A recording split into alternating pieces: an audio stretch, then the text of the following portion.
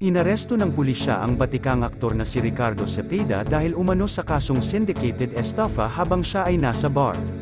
Nitong araw ng Sabado ika-7 ng Oktubre, bit-bit ang warrant of arrest.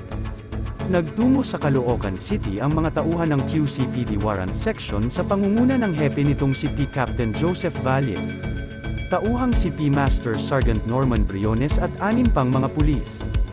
Ayon sa ulat, hindi umano pumalag ang aktor ng dakpi nito ng Quezon City Police District Operatives bandang alas 11 ng umaga.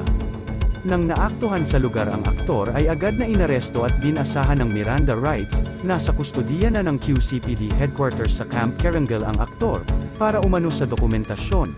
Hindi naman malinaw kung magkano ang halaga ng pwede niyang piyansa ukol dito. Si Cepeda ay bahagi ng seryeng Batang Quiapo.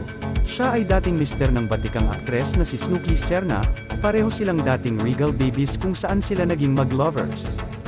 Samantala, eto naman ang pahayag ng stepson ni Ricardo Cepeda. My father Richard Cepeda Go was wrongfully accused. Ang pagbabahagi ni Joshua na anak ng aktres at dating beauty queen na si Marina Benipayo.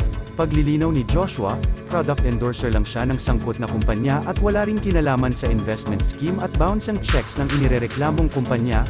They use the title brand ambassador, which many companies also use, bahagi ng FB post ng anak ng aktor.